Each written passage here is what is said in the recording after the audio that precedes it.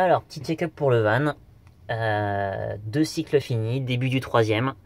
Là, en ce moment, je suis à Antony pour pouvoir bosser 2 jours à la ludothèque. Enfin, 9 heures en tout, mais c'est 3 et 6.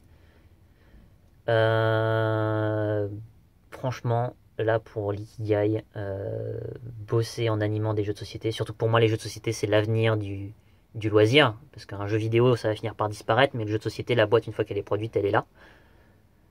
Notamment qu'il y a des jeux millénaires qui tiendront un jeu de Go. Voilà.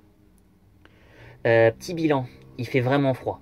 Petit tips en hiver, vous pensez que si vous avez un van bien isolé, ça ira, pas besoin de chauffage.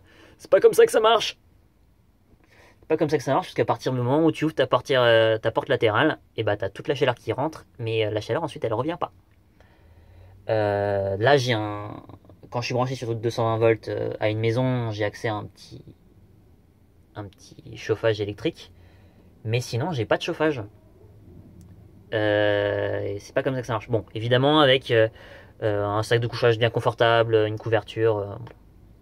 Surtout qu'au début, il fait froid que très tard la nuit. Donc, quand c'est bien isolé, il fait froid à partir de minuit, 1 heure. Mettez déjà le nez sous la couette. Euh, donc, petit problème chauffage.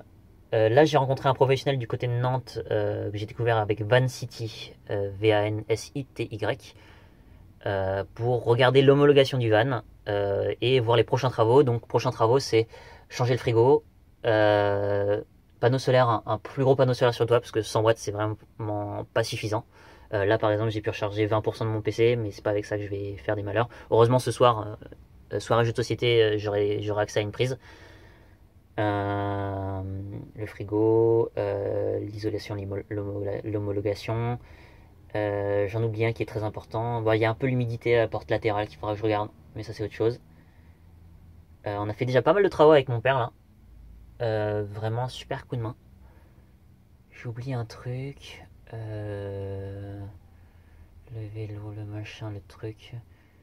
L'électricité, le deuxième batterie, mais ça va avec le panneau solaire.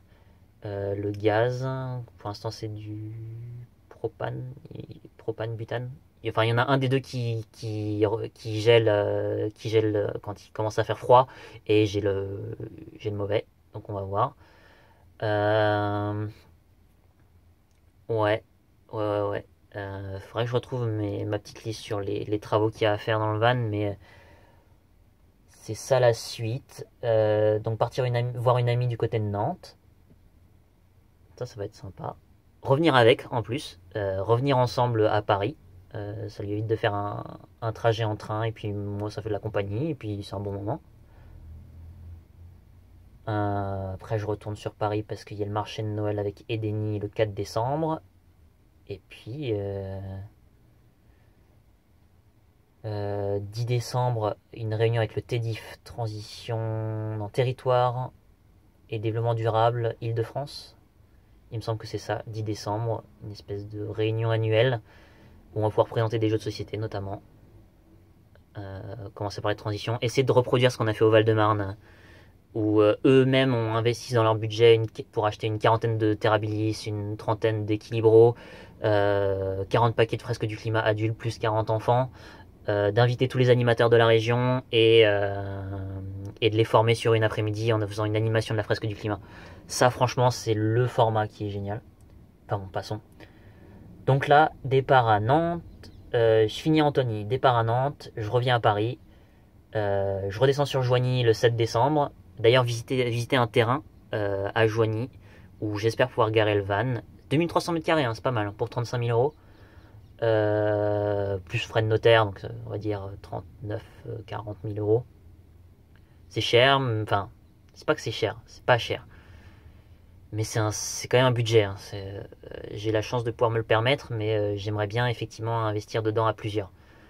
L'idée c'est que si je me décide, si je veux investir dedans à plusieurs, avec une SCI machin, histoire d'avoir un espèce de coupon pour que les gens soient propriétaires du lieu et qu'ils puissent passer sans avoir à mettre plus de 1 000 euros, d'avoir un espèce de coupon d'entrée comme comment dire, pas une assurance mais une caution, mais un investissement au capital. Mais ouais, en plus il y a déjà un mobil-home dessus, mobil-home et une grange, donc de quoi se poser en hiver, normalement se chauffer, et de quoi stocker, euh, pas des conserves, mais des outils surtout, de quoi travailler la terre.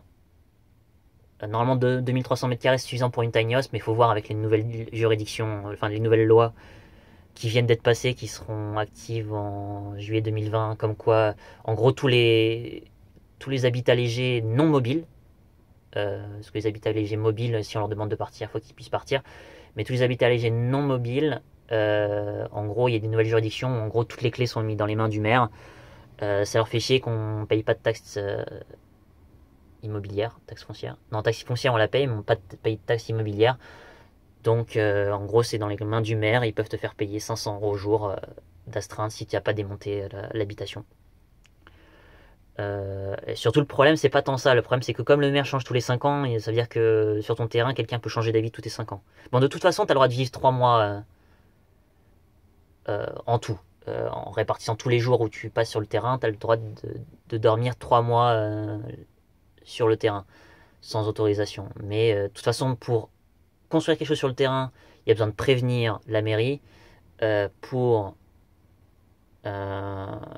construire quelque chose au-dessus de 20 mètres carrés, il y a besoin d'un avis de construction, enfin, trop de mémoire.